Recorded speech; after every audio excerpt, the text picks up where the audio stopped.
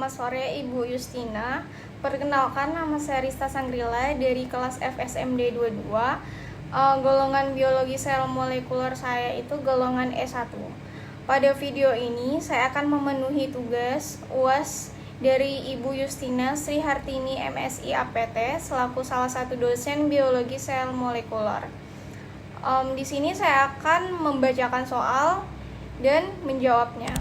Baiklah, soal yang pertama, regulasi ekspresi gen dapat dilakukan pada berbagai tahap dalam aliran informasi gen dari DNA sampai menjadi protein. Sebutkan di tahap-tahap mana saja regulasi tersebut dapat dilakukan dan jelaskan. Saya akan menjawab. Pertama-tama, regulasi ekspresi gen merupakan sarana bagi sel untuk mengontrol struktur dan fungsi serta merupakan dasar dalam diferensiasi sel, morfogenesis, serta fleksibilitas dan adaptabilitas masing-masing makhluk hidup. Yang pertama, ada regulasi ekspresi gen prokaryotik. Pengaturan atau regulasi atau kontrol ekspresi gen pada sel-sel bakteri terutama dilakukan pada tahap inisiasi transkripsi. Sebagaimana gen-gen prokaryotik umumnya inisiasi diatur oleh dua elemen sekuens DNA, yaitu sekuens pada basa 35 yang sekuensnya adalah TTGA-CA dan sekuens pada posisi basa 10 yang sekuensnya adalah TATA-AT. Sekuens pada posisi 10 ini juga dikenal sebagai Pribnow box. Kedua sekuens ini disebut sekuens promoter karena keduanya membantu pengenalan tempat dimulainya transkripsi pada untai DNA template, atau sekuens ini juga disebut sekuens promoter. Di sini ada terbagi dua, yaitu operan. Yang pertama ada operan lock. Salah satu contoh regulasi ekspresi gen pada sel-sel bakteri tampak pada regulasi operan lock yang menjadi enzim-enzim yang berperan dalam katabolisme laktosa. Sistem operan ini mula-mula dipelajari pada sel-sel Escherichia coli. Enzim-enzim yang dikode oleh operan lock ini, yaitu enzim yang diperlukan untuk katabolisme laktosa, akan disintetis apabila di dalam tubuh medium tempat tumbuh bakteri terdapat laktosa. Jadi, di sini laktosa itu berperan sebagai induktor sintetis enzim.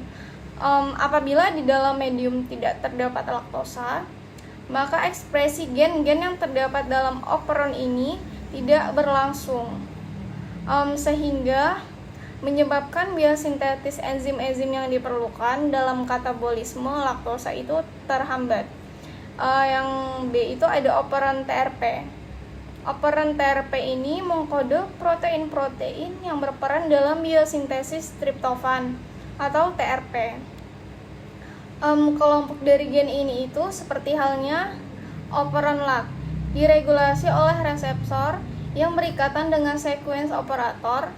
Aktivitas reseptor TRP untuk mengikat sekuens operator akan diperkuat apabila ia terikat dengan triptofan. Dalam hal ini, triptofan itu disebut sebagai korepresor. Karena aktivitas reseptor TRP untuk mengikat sekuens operator akan diperkuat dengan adanya triptofan ini, maka dapat dikatakan kecepatan ekspresi operon TRP itu ditentukan oleh banyaknya triptofan di dalam sel. Apabila triptofan terdapat dalam konsentrasi yang cukup tinggi, maka ekspresi operon TRP akan dihambat, sehingga biosintesis triptofan pun akan ikut terhambat. Mekanisme seperti ini itu disebut regulasi negatif terhadap ekspresi gen. Sebaliknya pada operon lock, adanya laktosa justru akan mengaktifkan ekspresi operon. Jika laktosa berfungsi sebagai induktor, mekanisme seperti ini disebut dengan regulasi positif. Yang kedua ada regulasi ekspresi gen eukariotik. Regulasi ekspresi gen eukariotik dapat berlangsung di berbagai tahap aliran informasi genetik, mulai dari DNA sampai protein. Sebuah sel dapat mengendalikan protein yang dibuatnya dengan jalan 1. Mengatur kapan dan berapa sering sebuah gen ditranskripsikan. 2. Mengatur bagaimana mRNA hasil transkripsi dipotong atau diproses, atau kontrol processing mRNA. Yang ketiga, menentukan mRNA mana yang akan diekspor dari nukleus ke sitosol atau kontrol lokalisasi dan transport RNA. Yang keempat, secara selektif mendegradasi molekul mRNA tertentu atau kontrol degradasi RNA. Yang kelima, memilih mRNA mana yang ditranslasikan oleh ribosom atau kontrol translasi. Keenam, secara selektif mengaktifasi atau mendeaktivasi protein setelah disintesis atau kontrol aktivasi protein. Namun demikian, sama seperti pada sel-sel prokariotik, regulasi utama ekspresi gen eukariotik adalah kontrol pada tahap inisiasi transkripsi. Lanjut soal yang kedua. Dalam hal aktivasi ekspresi gen, posisi dasar atau ground state dari gen prokariotik berbeda dengan gen eukariotik. Jelaskan mengenai hal ini.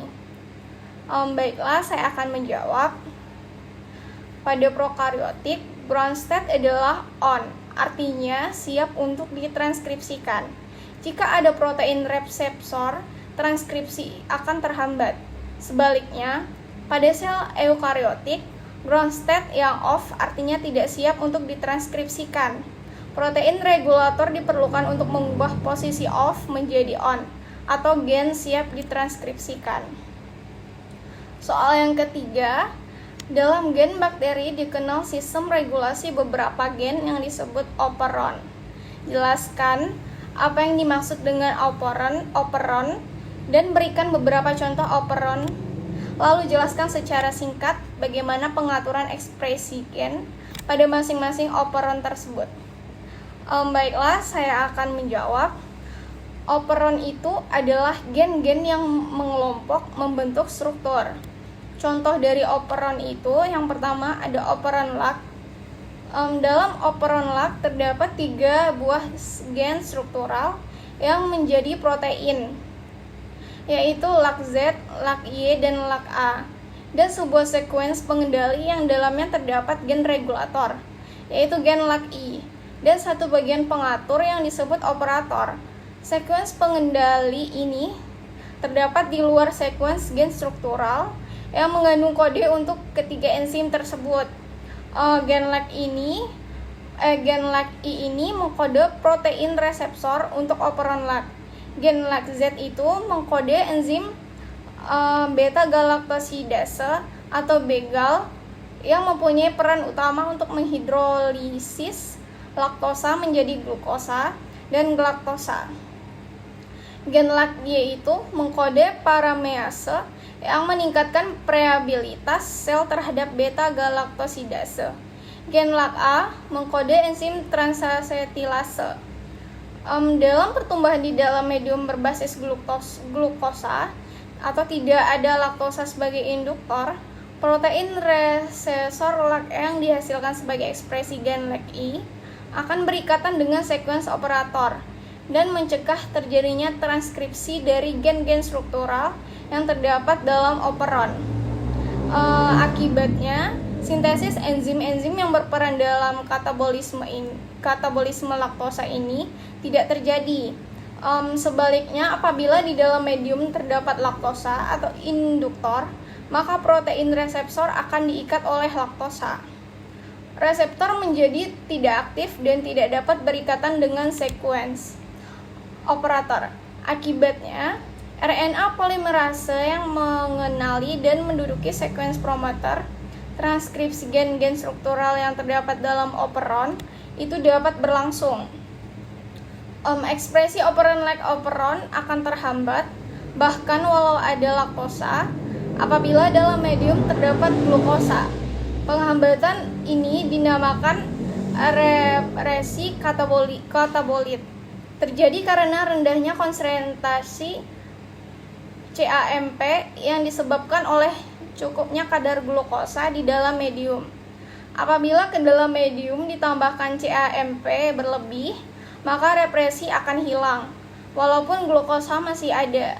Kemampuan CAMP itu mengaktifkan ekspresi operon LAC disebabkan oleh interaksi CAMP dengan protein yang disebut CRP atau CAP.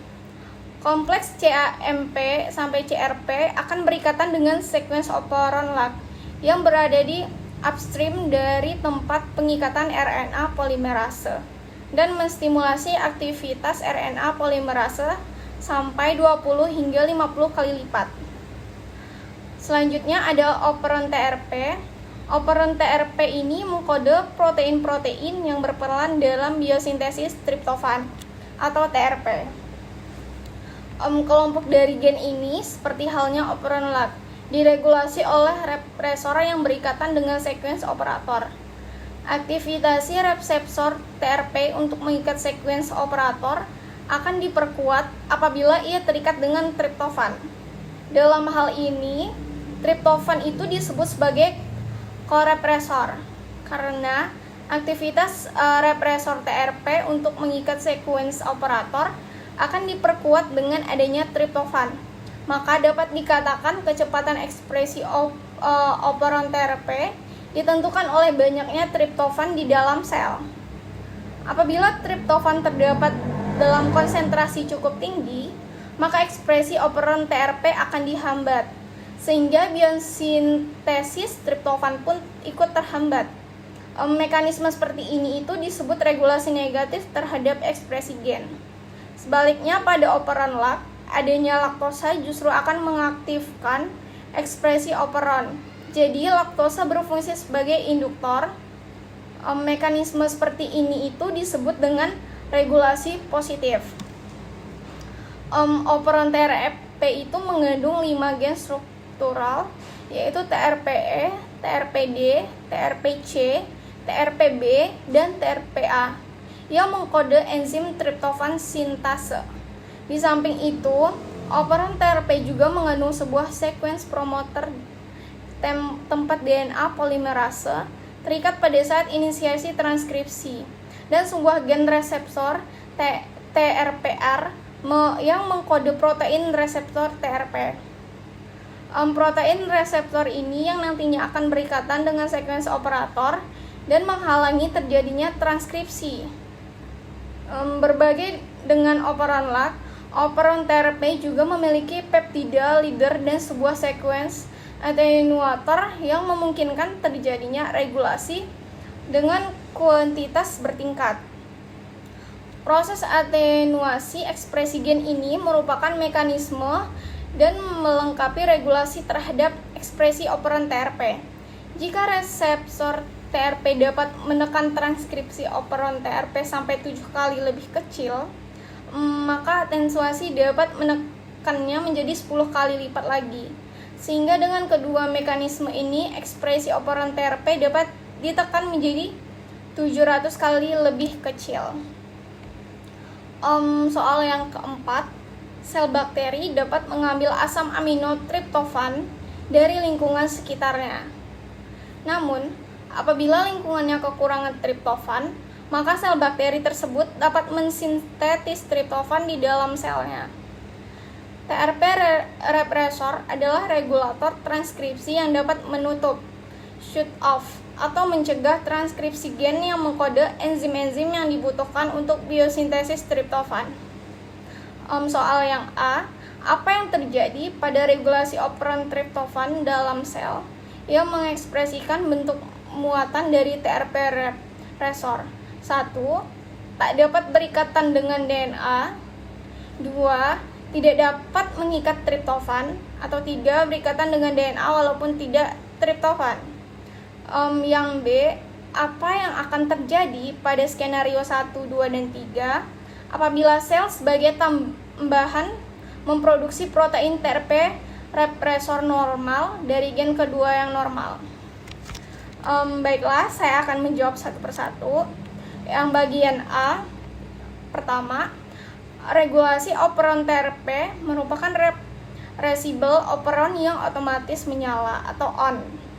Meskipun tidak berikatan dengan DNA, tetapi ada asam amino triptofan yang berfungsi sebagai CO represor, maka akan terjadi triptofan kompleks CO reseptor yang mengikat bagian operator dan mencegah pengikatan RNA polimerase terhadap promoter sehingga akan mematikan operon atau gain of dan tidak terjadi transkripsi. Yang kedua, jika operon TRP tidak dapat mengikat TRP, maka protein reseptor akan dilepaskan oleh operon sehingga memungkinkan transkripsi untuk dilanjutkan. Ketika tidak dapat berikatan dengan triptofan, maka reseptor berada dalam konformasi tidak aktif dan tidak dapat mengikat daerah operator sehingga transkripsi tidak dihambat oleh reseptor atau gain on. Yang ketiga itu, jika operon TRP dapat berikatan dengan DNA walaupun tidak ada triptofan, maka proses transkripsi tidak dapat berlangsung atau gainnya off. Soal yang B, jika sel menghasilkan jawaban yang B itu jika sel menghasilkan protein TRP represor normal dan gen kedua yang normal, maka represor akan berikatan ke operator dan memblok pelekatan RNA polimerase ke promoter sehingga mencegah transkripsi gen. Protein reseptor spesifik akan mematikan operon triptofan melalui pengangkatan ke operator triptofan yang tidak berpengaruh terhadap operon-operon lain. Molekul triptofan berasosiasi dengan molekul reseptor triptofan yang kemudian dapat berikatan ke operator triptofan dan menghentikan produksi enzim-enzim jalur triptofan. Soal yang kelima, jelaskan peran cis-acting sequence dan trans-acting factor dalam regulasi ekspresi gen eukariotik. Saya akan menjawab. Cis-acting sequence berada di arah 5 aksen dari situs awal atau start site transkripsi. Cis-action sequence adalah bagian yang paling penting dalam inisiasi transkripsi. Disinilah dibentuk kompleks transkripsi. Secara umum, bagian ini itu berperan sebagai sequence promoter. Sequence promoter merupakan urutan DNA yang menentukan di mana transkripsi gen oleh RNA polimerase itu dimulai. Trans-acting factor dalam regulasi ekspresi gen eukariotik berperan mengaktifasi transkripsi dengan jalan berikatan dengan DNA pada sequence promoter. Baiklah, saya lanjutkan soal yang ke-6. Trans-acting factor memiliki 2 domain fungsional. Sebutkan dan jelaskan kedua domain tersebut. Saya akan menjawab. Terdapat 2 domain fungsional dalam trans-acting factor. Yang pertama itu domain pengikatan DNA. Domain penyusunnya adalah seng, homodomain, dan motif B, ZIP atau B, HLH. Fungsi utamanya adalah untuk mengikat DNA, baik sehingga berbentuk double helix. Contohnya saja ZN mengikat 2 histidin pada alpha helix dan 2 cystein pada untai beta. Juga baik untuk dipahami bahwa aktivitas dan pengikatan DNA bersifat modular dan dapat ditukar untuk mengubah spesifisitas pengikatan dan mengatur harus diadakannya aktivitas atau represi. Yang kedua itu ada domain aktivasi transkripsi. Dalam penyusunannya adalah domain asam, domain kaya glutamin, dan domain kaya prolin. Fungsi utamanya adalah merekrut faktor kompleks prainisiasi ke promotor, sehingga proses transkripsi dapat dimulai. Contohnya yaitu perekrutan TFIID melalui domain aktivasi VP16. Baik, selanjutnya soal yang nomor 7. Sebutkan beberapa kelas trans-acting factor, jelaskan bagaimana perannya dalam regulasi ekspresi gen, dan berikan contohnya. Saya akan menjawab. Beberapa kelas trans-acting factor yang sudah dikenal yaitu helix, turn helix, zinc finger, leucine zip, dan helix loop. Transacting factor secara fungsional memiliki dua domain. Domain pertama dibutuhkan untuk berikatan dengan DNA, dan domain yang kedua itu dibutuhkan untuk aktivasi transkripsi dengan jalan berikatan dengan DNA pada sekuens promotor.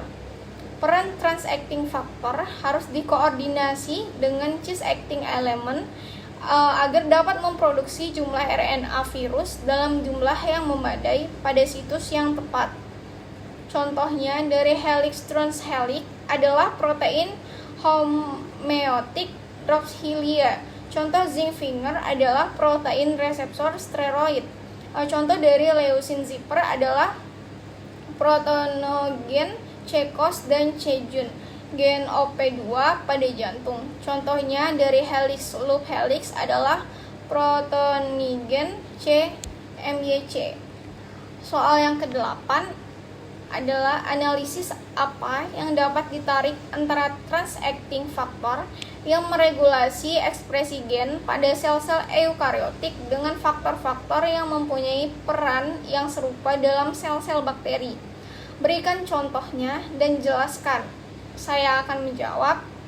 Gen regulator atau regulatory gens sendiri jika tereskripsi akan menghasilkan polipeptida yang berfungsi sebagai transacting factor atau TAF, atau sering juga disebut sebagai transkripsi faktor. Pada bagian promoter gen target regulation gens yang ekspresinya hanya terjadi dalam kondisi permisif saja. Umumnya terdapat rangkaian nukleotida unik yang disebut sebagai cis acting element atau CAE. CAE sendiri merupakan rangkaian nukleotida yang terjadi target binding dari TAF per TF atau produk ekspresi dari gen regulator. CAE dengan rangkaian nukleotida tertentu akan mempunyai pasangan TAF per TF yang spesifik. TAF atau TF ini mampu mengendalikan ekspresi gen target atau regulation gens melalui kemampuannya untuk binding dengan CAE yang ada di bagian promoter dari gen target atau regulation gens. Interaksi yang terjadi antara TAF atau TF dengan CAE menentukan terjadi setidaknya transkripsi atau ekspresi dari gen target dan sekaligus sebagai salah satu bentuk mekanisme regulasi ekspresi gen. Untuk setiap stimulus eksternal atau internal tertentu, maka akan terdapat pasangan antara TAF atau TF dan CAE tertentu juga. Salah satu contohnya dari TAF yaitu protein reseptor steroid. Hormon reseptor steroid ini merupakan reseptor intraseluler yang tentunya daerah atau wilayah kerjanya adalah di dalam sel. Hormon steroid mempunyai keterlibatan dalam proses aktivasi gen, di mana dari proses aktivasi gen inilah akan melibatkan sistem reseptor intraseluler. Hormon steroid memiliki sifat lipid soluble sehingga dapat dengan mudah menembus membran sel menuju sitoplasma.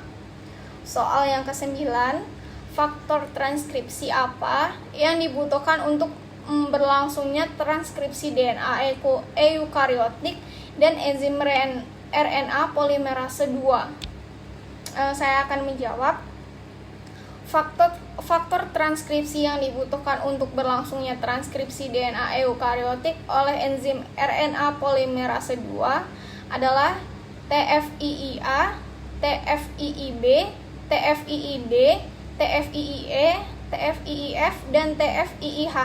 TFIIA jika berinteraksi dengan TBF adalah membantu pengikatan TPB dan sekuens promoter yang mengandung TAA box, memfasilitasi pembentukan dan menstabilkan kompleks preinisasi atau PIC. Cegah terikatnya faktor-faktor negatif atau faktor-faktor represif yang mungkin akan berikatan dengan TBP atau yang akan mengganggu pembentukan PIC. TFIIA juga berperan sebagai aktivator untuk beberapa aktivator transkripsi, membantu meningkatkan atau mengaktifkan transkripsi. TFIIB berperan sebagai jembatan atau penghubung antara TFIID dan RNA polimerase 2 dengan membentuk interaksi antara TBF dan RPB1. Selanjutnya ada TFID, merupakan satu-satunya GTF yang dapat mengenali sekuens spesifik pada RNA atau sekuens promoter. Selanjutnya ada TFIIE, berperan dalam diasosiasi untai ganda DNA pada titik awal transkripsi. Protein ini mengandung motif pita ZN yang dapat berikatan dengan untai tunggal DNA. Selanjutnya ada TFIIF, berperan untuk menstabilkan interaksi RNA polimerase dengan TBP dan TFIIB, serta membantu menarik TFIIE dan TFIIH. Selanjutnya, TFIIH tersusun dari beberapa subunit. 7 diantaranya XDP, XPB, P62, P52, P44, P34, dan TTDA, membentuk kompleks inti. Subkompleks kinase yang mengaktifkan siklin yaitu CDK7, MAT1, dan siklin H terhubung dengan inti melalui protein XDP. 2 di antara subunit tersebut yaitu ERCC2 atau XPD dan ERCC3 atau XPB memiliki aktivitas helikase dan ATPase. Subunit ini itu membantu membentuk gelembung replikasi atau replication bubbles. 2 subunit TFIIH lainnya yaitu CDK7 dan siklin H berperan dalam fosfolisasi asam amino serin yang terdapat pada domain ujung karbonil enzim RNA polimerase 2 dan memungkinkan juga protein-protein lain yang berperan dalam siklus sel. Soal yang terakhir nomor 10 yaitu uraikan hubungan antara promoter CCAAT, box, GC box, enhancer, dan silencer. Saya akan menjawab.